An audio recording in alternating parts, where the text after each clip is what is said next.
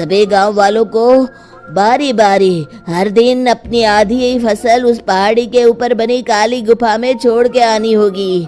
तभी उस चुड़ैल की भूख मिटेगी और श्राप का प्रभाव खत्म हो जाएगा और तुम सब जिंदा बच जाओगे। सभी गांव वाले उस तांत्रिक की बात को मान लेते हैं और वहां से चले जाते हैं।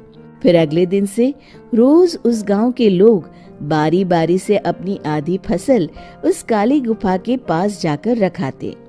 कुछ दिनों बाद हरिया की बारी आती है। बाप रे, आज तो मेरी बारी है उस काली गुफा में जाने की। क्या करूं? वो तो बड़ी खतरनाक चुड़ैल है। मेरे तो हाथ पैर कांप रहे हैं। फिर हरिया डरते डरते अनाज की बोरियां अपनी बैलगाड़ी में लाद देता है। तभी हरिया की पत्नी उससे कहती है, देखो जी, संभल के जाना और किसी भी हालत में शाम होने से पहले वापस आ जाना। उस चुड़ैल का कोई भरोसा नहीं है जी। हरिया बैलगाड़ी में बैठते हुए कहता है, भगवान, मैं क्या वापस आऊंगा? लगता है अब तो मेरी खबर ही आएगी। इतना कहकर हरिया वहां से चला जाता है। रास्ते में जंगल से गुजरते हुए हरिया की बैलगाड़ी का एक चक्का बड़े गड्ढे में फंस जाता है। हे भगवान, अब ये क्या मुसीबत है? हरिया नीचे उतर के पूरी ताकत से अपनी बैलगाड़ी को गड्ढे से निकालने की कोशिश करता है। बहुत देर मेहनत करने के बाद हरिया की बैलगाड़ी उस गड्ढे से बाहर निकल जाती है। हे भगवान, अब तो शाम होने वाली है। आज तो मैं गया काम से। जैसे तैसे हरिया काली गुफा में पहुंच जाता है। अरे मर गया रे, यहाँ तो चारों तरफ डरावना माहौल है। मैंने यहाँ आने में बहुत देर कर दी, कहीं चुड़ैल नाराज ना हो जाए। हरिया अनाज की बोरिया वहां रख के जैसे ही जाने लगता है, तभी उसे किसी के आने की आवाज सुनाई देती है। हरिया एक कोने में छुपकर अंदर देखने लगता है। चुड़ैल वहां आती है और फिर अपने चेहरे से नकली चुड़ैल का मुखौटा निकाल देती है। हरिया ये देख के हक्का बक्का रह जाता है। तभी चुड़ैल कहती है, भैया यहाँ आना, आज तो बहुत अनाज आया है। इसे मिलाकर अब हमारे पास ढेर सारा अनाज जमा हो गया है। कल ही हम इसे शहर में बेच आएंगे और माला माल हो जाएंगे।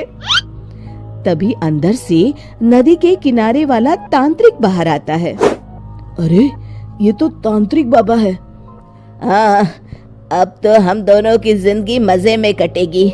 गांव वालों को बेवकूफ बनाना इतना भी मुश्किल नहीं था। लोग तो तुम्हें सच में असली चुड़ैल समझते हैं। हाँ, तुमने सही कहा। अब ये गांव वाले चुड़ैल के डर से जिंदगी भर इस काली गुफा में अनाज पहुंचाते रहेंगे। अच्छा, तो ये बात है। ये दोनों पूरे गांव वालों को बेवकूफ बना रहे हैं।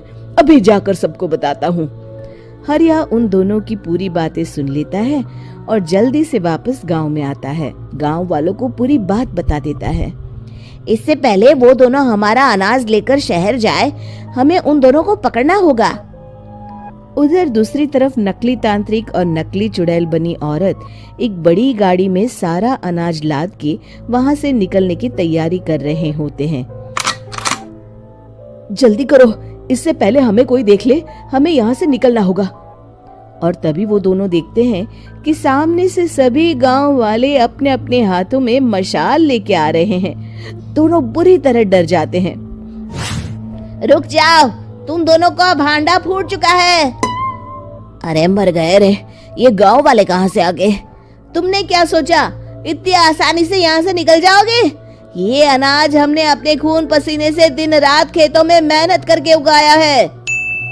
दोनों मुखिया जी के पैरों में गिर जाते हैं।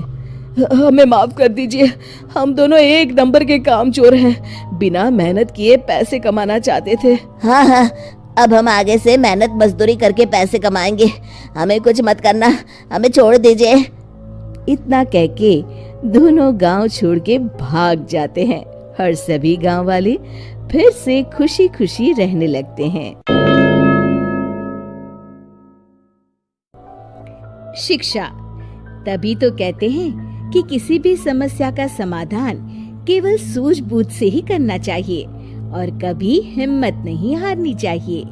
दोस्तों, हमें उम्मीद है कि आपको हमारी ये कहानी पसंद आई होगी। कृपया हमारे चैनल को सब्सक्राइब करें और सभी अपडेट्स के लिए बेल आइकन जरूर दबाएं। और हाँ, वीडियो लाइक और शेयर करना मत भूलिएगा। Bye bye.